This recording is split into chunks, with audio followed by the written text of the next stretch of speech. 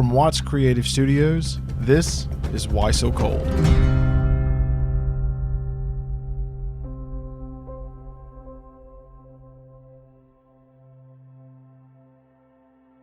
Thinking about Dad, when we was growing up, Dad was a good dad. So, he was loving and caring, played with us, did all kinds of fishing and everything like that. We was growing up, just going out there messing with the cows, goats. I remember Dad talking about that. Dad used to sit there and do this trick on us, man, when we was kids. He'd take and put candy on the other side of the bed from us, and we'd have to crawl through his legs to get to him, and he'd do it like a trap, like an old steel trap. I can remember that just like it was yesterday, man. It was fun.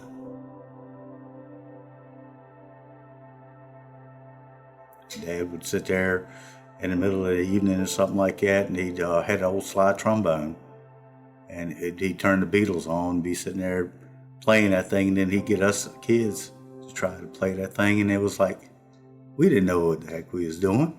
It was just, we was kids, man, but we probably sound like crap, but we was having fun. We was building memories.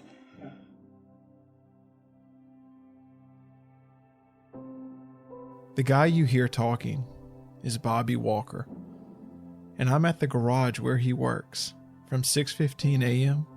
to 5 p.m. every day. I got his name from a friend of mine that listened to another podcast we produced, and he told me to reach out to him, and that he had a pretty interesting story, and that maybe I could help tell it, about how his father, James Walker, was last seen in a Food Line parking lot on April 7th, 2000, and never heard from again.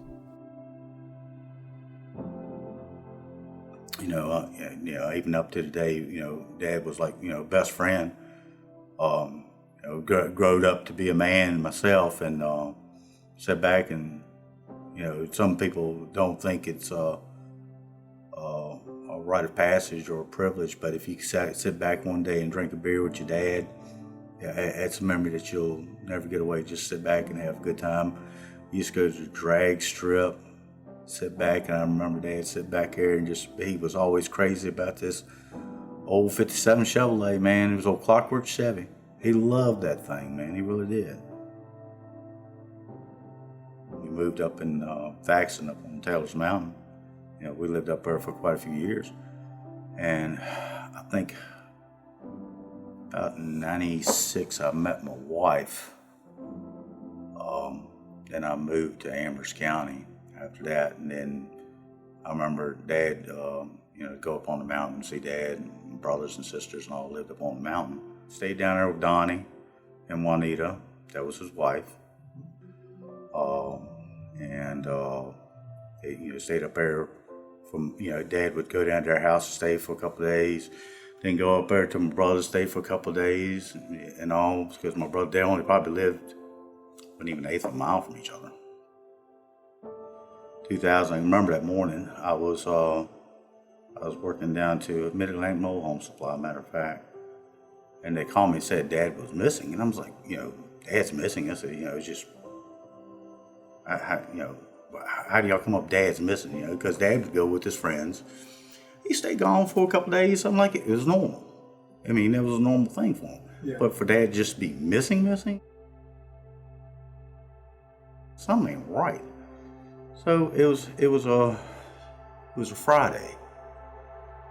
So Saturday, Dad, you still couldn't figure out, where Dad was. So you tried, calling people and everything like that. But, it's like, how could Dad be, it just I couldn't think in my head, why would anybody report Dad missing?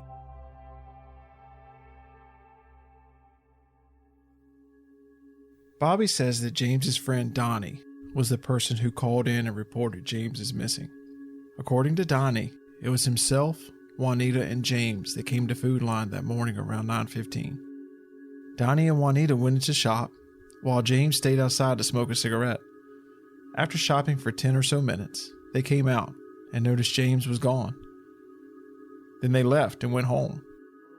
Then Donnie came back to Food Line to look for James, and around 10:45 a.m., he called the police and reported him missing.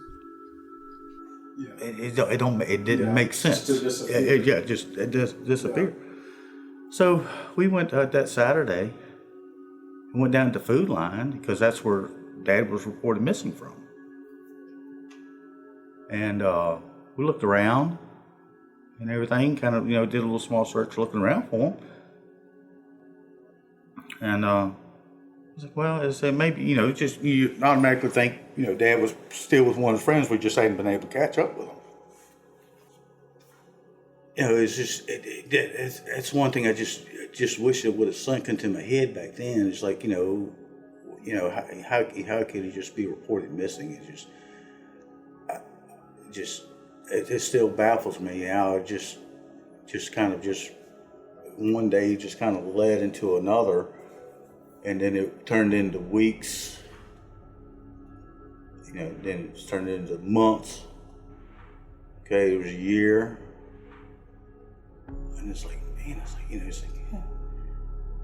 Because, when it got up to about a year, it's like, damn, man, it's just, then it's like, after that, you just, and in your heart, I know in my heart my dad's gone. I sit back and, I still think about it today. I know it's like a couple times a week I think about that. It's just, you go to sleep thinking about it. You dream. And that's the hardest thing, man. You sit there and dream, man, and it's like it's so real. And he wakes up and it breaks your heart all over again.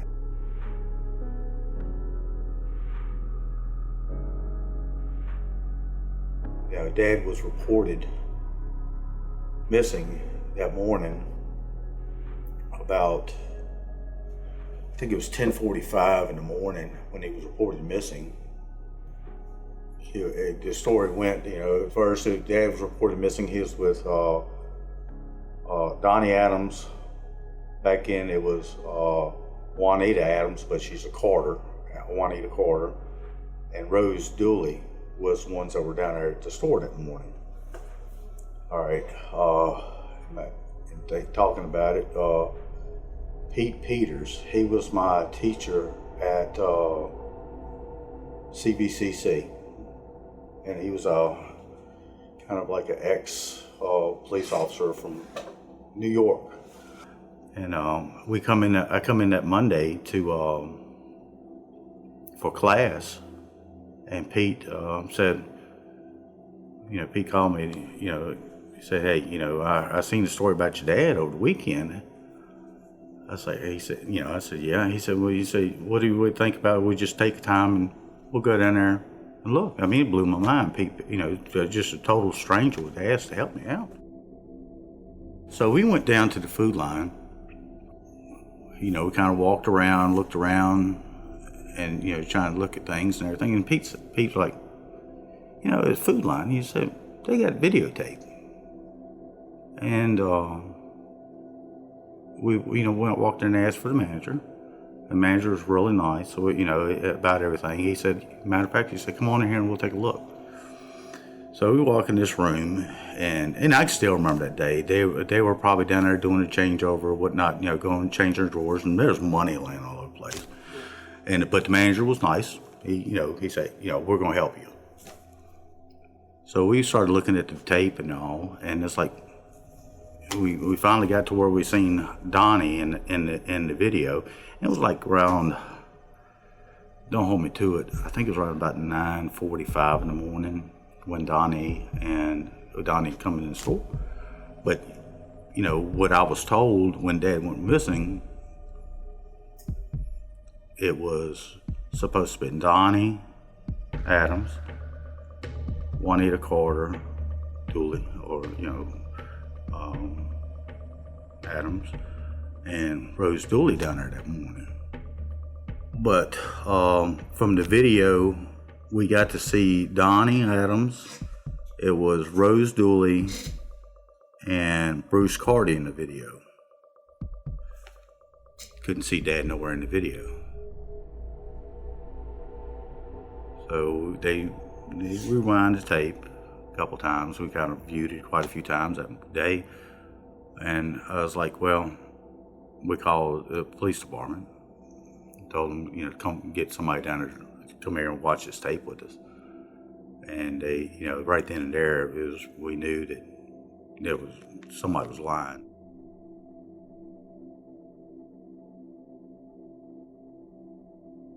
Juanita was lying about she was there that morning. So, of course, stories changed a little bit. They said that, the first story said Dad sat on the bench smoking a cigarette while they walked into the store. Then it changed from Dad standing beside the car smoking a cigarette, and then it changed from Dad just sitting in the car. So it's a lot of stories that's changed, throughout the years. It's just back then, all of it started to change pretty quick right then and there, because under my opinion, and I express how I feel about it. They're all liars. I truly believe that they killed Dad, disposed of his body. I don't know if it was that night, that morning, and come up with the story to go in the food line, say, hey, blah, blah, blah, blah, blah, blah, and just to cover their tail, and then report him missing, because, Dad's never been reported missing, period. During my visit with Bobby, he started showing me notes that he had been keeping for the last 19 years. He has kept meticulous notes, down to what time he made phone calls, text messages, dates of news coverage, and every article written about his dad's case. And as I started to go through them, I could feel the care and love he has for his dad. I even noticed the exact piece of paper he wrote on when he got the call. Bobby has kept everything and remembers everyone who has worked on this case.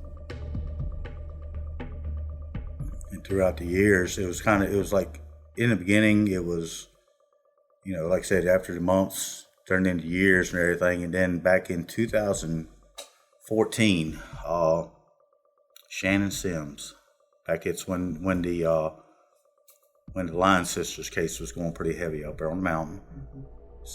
Shannon Sims was a detective down in the Bedford town police department. And Dad used to work for her dad. So she started digging on Dad's case, kind of, stirring up a little bit. And it was like, man, it was just, everything was moving fast. It's like, man, she was like a hound dog. All of a sudden, after about 5 months, maybe 6 months she was working on it, she left the job. That blew my mind more than anything, because she was really pushing hard on it, and it looked like everything was going good on it, and she decided to leave to work for her family. Yeah, and it did hit me pretty hard, because I was like, I actually had an officer that was on the side that was gung ho with this thing, and it was getting somewhere, and she was. There was some things going on within the department that I questioned Todd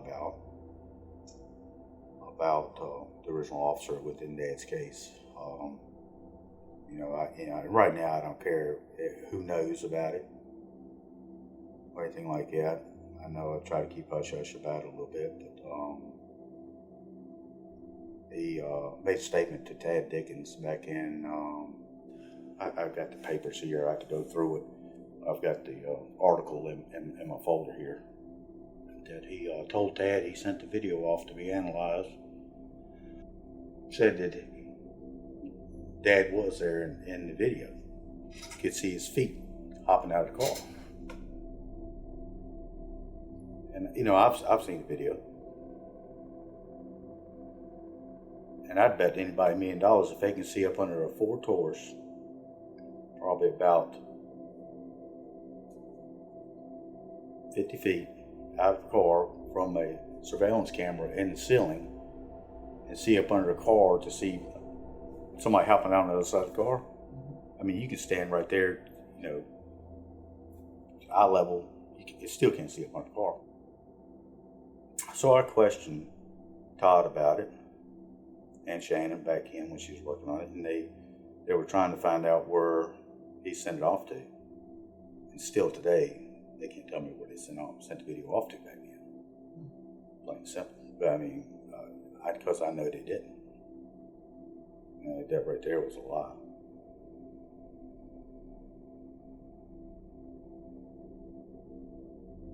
And I still question it today. I know I've gotten to kind of the heated debates about it in the courtroom down in Bedford in meetings. And, I want to know the truth. Like I see, you sit there and think a police department would be able to find out what they did. And why can't they tell me what they did?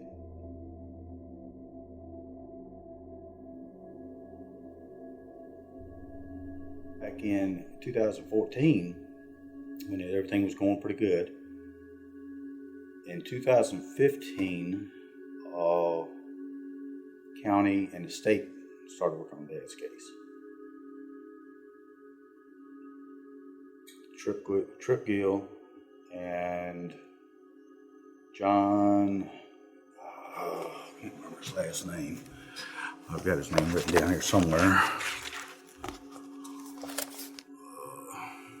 John Wilkes, and he was working on Dad's case. Both of them trying to figure out what was going on,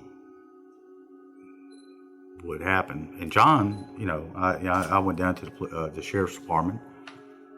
Of course, most of the time I show up unannounced, because the last thing I want them to be prepared, to have everything, because I hate to say it, a lot of them will give you information just to keep you cool, But even had a meeting with Mike Brown too. They started working on Dad's case, and John looked at me, and when I sat down and talked to him that day, he looked at me and looked square in the eyes, man. He said, "We got this, man." He said, "We got it."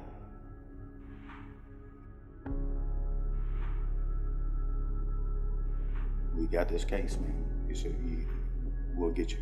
We'll get justice for you." Man, I tell you what, it was like a relief off my shoulder, man. I said, "This guy's got it, man." I said, they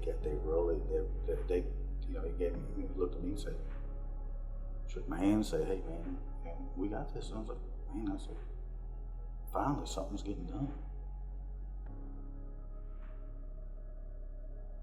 And I was like, well, 2016, they started, it was like all out of the blue. My sister called me. She said, it was in the morning. She said, there's cops all over the mountain here. I was like, what's going on? She said, I don't know. She said, but they're down there at the trailer where Dad was at, staying with Donald and Juanita. I said, well, I immediately left. I was going down the road. Reporters were calling me, trying to figure out, hey, is Bobby Walker? I said, you got time to talk to me? I said, no, I'm trying to figure out what's going on right now. So we got down there to Bedford, and we rode up on the mountain. They had excavating equipment up there and all, going to do a dig for Dad. And I was like, man, I was sitting there watching. I took a couple of days off because I wanted to, sit back, and because if me in my own mind, if Dad was found, I want to be the first one there to welcome him back.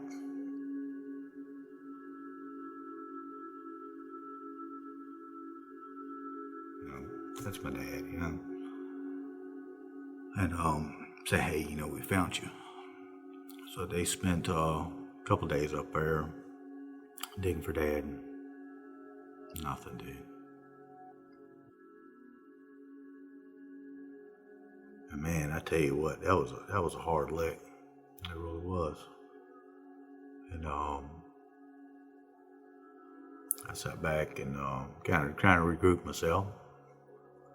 Sat back and talked to the officers that was all working on Dad's case, and they were pretty determined that they knew exactly where to look for him. But they were feeding off information that was told to him from one of the suspects, more or less.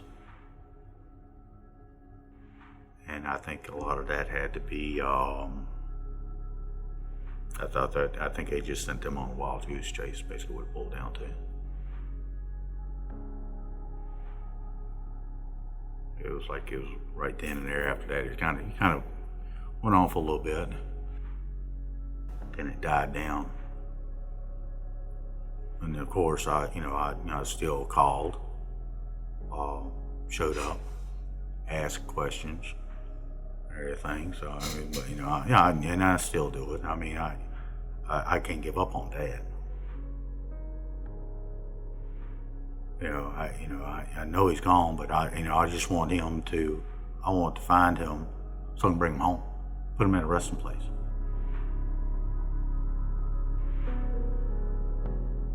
There's just not a lot as far as media coverage on missing people. I hate to say it.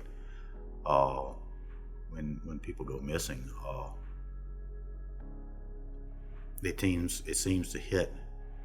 I hate to say it, but it starts out, man. They say, well, such and such is missing. Other news. It's like you don't hear about it at all. Don't have it. You just hear it. See, if you don't catch it, it's done and gone. You're like, what happened? You don't see much at all about it.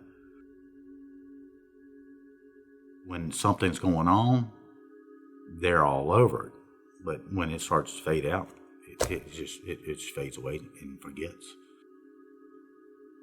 It's kind of like, what good does it do now? You can bring them home, but there's no justice for them. James's friend, who reported him missing, kept coming up in our conversation. So I asked Bobby to tell me more about their relationship. They'd sit out there and drink beer and hang out and everything like that, and Dad would help him, cut wood, this, that, and the other little odd jobs and everything like that. And they were friends. They were good friends, but it's just of course I've heard that Dad's slept with his wife, and you hear all kinds of stuff throughout the years. I mean, because of course you're thinking about money, jealousy, and of course the first person you think is a loved one or family member or friend. The problem is when we went down to Food Line to do the search for Dad, and it didn't click in my head back then. When we went to look for Dad that day, they were down there. So we all started going into the woods. They hop in the car and leave. If you're a good friend, why would you do that?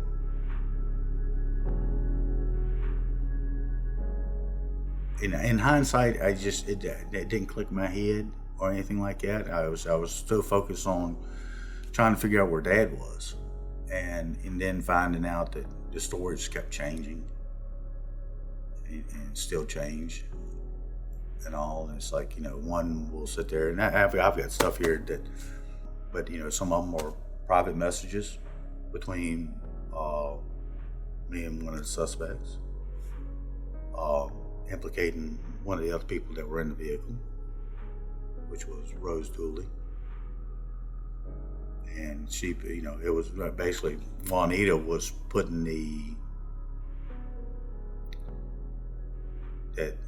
basically saying that Donald and Juanita murdered Dad.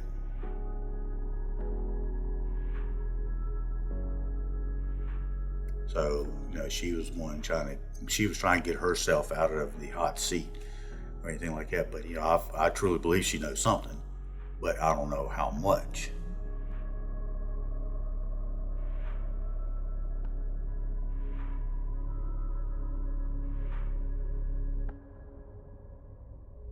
a lot of stuff will blow your mind how things has transpired from back then to now because of the things getting stirred up and people get real nervous when officer starts visiting this, that, and the other, and start asking questions, knocking on doors and stuff like that. And it's like, and then you kind of put your information out there, and it's like it offends them, but you're almost not implicating nobody. Yeah. But they're talking about you, and it hits the nerve with them, and they bite back about it. They called you. Your father went missing, and then you go down the food line to look for him. Yep. And they were the last ones supposedly seen with Dad. Seen with your dad, and then you go down there to look for him, and then they disappear. We organized a search to go back there behind the food line just in case, just to see, because Dad might have went into the woods, got hurt or something like that. But we was down there that morning looking for Dad, and we started walking into the woods, and they left. I mean, they just left from down there. I mean, right then and there, man, I should have known that Dad wasn't there. That Dad was not anywhere near the problem because they lied about it. And he had been staying with them. Yep.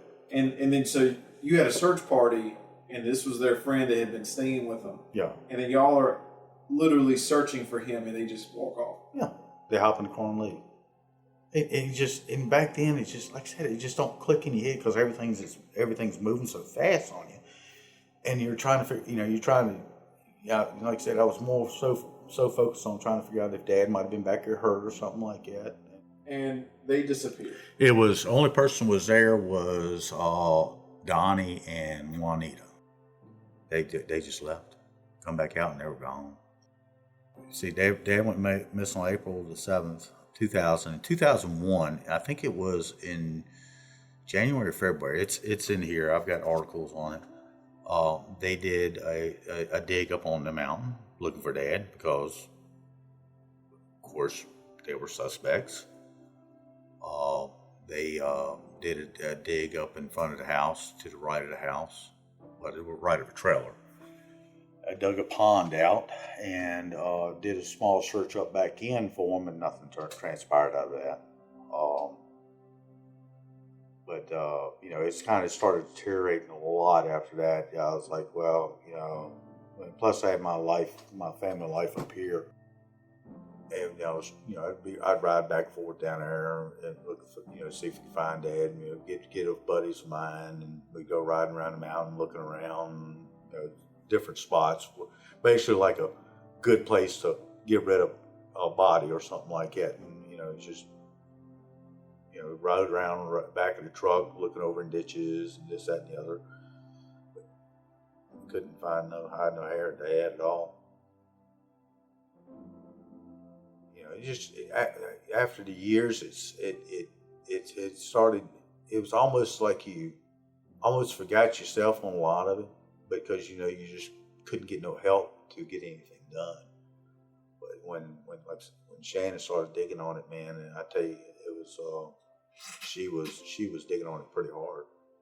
Like I said, I just knew she had it, man. I mean, she pushed the buttons really hard because she ended up getting DNA from me, my brother James, and my sister, so they can have a identical. If they ever found something, so they can get it in the database. So if they found remains somewhere or something like that, anywhere across the United States, they'd get hit on it, saying, "Hey, this is part of the family." And I was like, well, they're getting DNA from us, so maybe they might have something, And but it's just basically they were just trying to get stuff together so they can, if they ever found something, at least get it in there. And I hate to say it, but I mean, any family member that has a missing person, you have to fight. I mean, you really got to fight for them to do anything.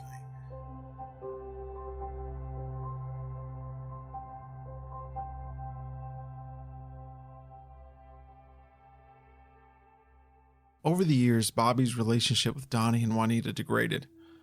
Not only due to the fact they left the search for James early, this story began to change.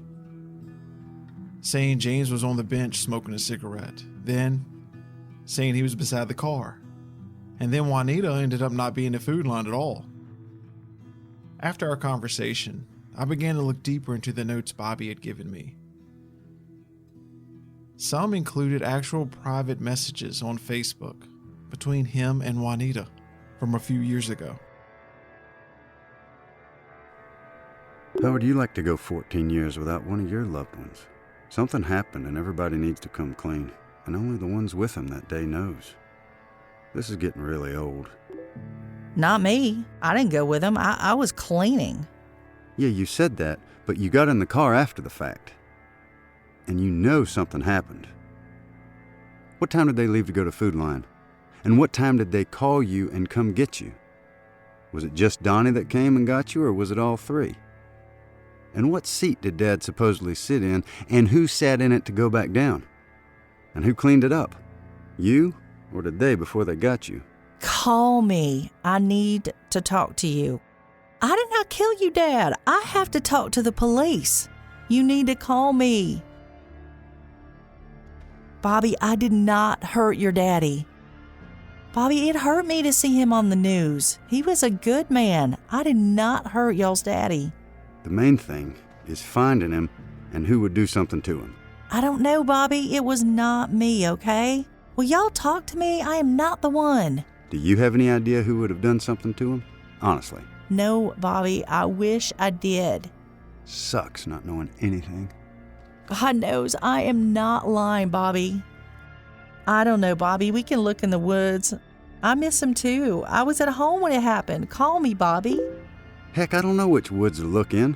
Up on the mountain or the lower towards Bedford. We can look in Bedford, then Thaxton. This is not right, Bobby. It looks bad on me. I need to be on the news too, Bobby. Maybe it will help find my best friend Slim. The main thing is finding him and who would do something to him. I know you wasn't with Donald and Rose and Bruce that morning. I talked to a police lady. Maybe Rose Dooley did it. Yeah, but she was with Donald that morning they was together. I know. I wanted to help you all, Bobby. Let me think. Did she act strange that morning? Yes, you can call me. Just curious if she was acting strange and if you honestly think she may have done something. But you know Donald and Bruce was with her too. You honestly think they might know something? Bruce did not hurt him, Bobby. He liked your dad. How do you feel about Donald? Would you think he might know something? I know Bruce has passed. Not trying to point fingers. Just want Dad back. Maybe. It was not me. I was home cleaning. Put me on the news tonight at 6. I noticed something while reading through these messages. Juanita made sure to say that Bruce didn't do it. However, her other friends, Donnie and Rose, well, she didn't take up for them quite as much. And the further I started to go through Bobby's notes, the more messages I saw. And the ones that were the most surprising were screenshots from someone else that didn't include Bobby. It was a private conversation between a lady named Patsy and Juanita. You ain't heard from the police anymore? Not yet. So, do they know who done it? Yeah. Who done it? Donnie. So how'd he kill him? Where's his body at? Old home. With what? Your dad seemed like a nice guy. Yeah. Helping people out. Yep. Neighborhood guy. Oh, yeah. But is there anyone else that you could even remotely think that, like, would have any ill will? Like, that he, like, and given, like, his, you know. No. And that's what gets me. It's like, it's like everybody knew Dad. I mean, everybody knew Dad. I mean, they called Dad Slim because he was a tall man, thin as a bag, like a bag of bones, more or less. I mean, Dad was tall. He was like 6'7". And I was like, you can see him walking in there, man. It's like, you see Dad in the crowd, man. That was Pops. And, but, Dad, Dad had no, I could think of nobody that's ever, spoken out of the way about, as far as in front of me or anything like that, growing up at all about Dad. Everybody's always been, been talked really well about him. As far as anybody wanting to do anything to him, no, at all. I wouldn't even thought that they would even, because right then when Dad was missing, it's just, I was like, well, they reported Dad missing. I was like, well, something happened or something like that. But, it still didn't click in my head. It's like, that was the first time Dad was ever been reported missing and the last time.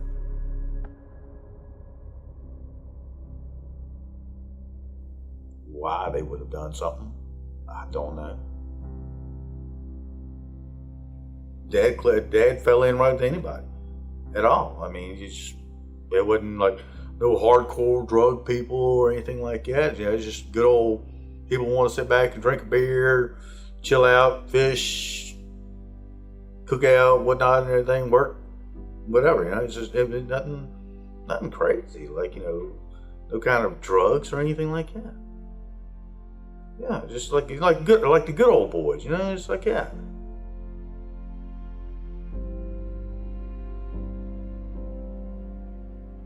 Donnie, I wouldn't even know what to do if I'd seen him. I know he's not online or anything like that. I wouldn't even know what to do if I seen him. I always sit there, he's ready to just mash on his mouth, man, because it just makes me so mad. And I've had conversation with his son. And all, it's just, they will try to put the blame on other people. They tried to say that Doug Nestor did something to him, picked him up at the food line while they were in the store. And it's like, hey, I sit there and watch the video, and there's no vehicles over near the car picking somebody up or anything like that. What I see in the video with my own eyes, Dad was not there. Of course, I wish now, you see surveillance cameras all over the place. I wish there was a lot more back then. And I wish when we grew up with it, we took more pictures of Dad, but now everybody's got cell phones, snapping pictures all the time and everything like that. And just wish we had some more pictures of him. I wish I would have thought a little bit harder back then, and instead of being, as far as how everything kept on transpiring, and why, and I still question the police from time to time, which some of the laws, it's been so long ago, they can't really do anything about it, why they were never charged with, falsifying report about who was there, because right then and there were lying. Donnie was taken off to do a lie detector tests back in, I think 01, 02, somewhere in there, and his results come back inconclusive. I know some people sit there and say, well, he passed. No, he didn't. They come back inconclusive. If they would not have lied about who all was there, I wouldn't even suspect them.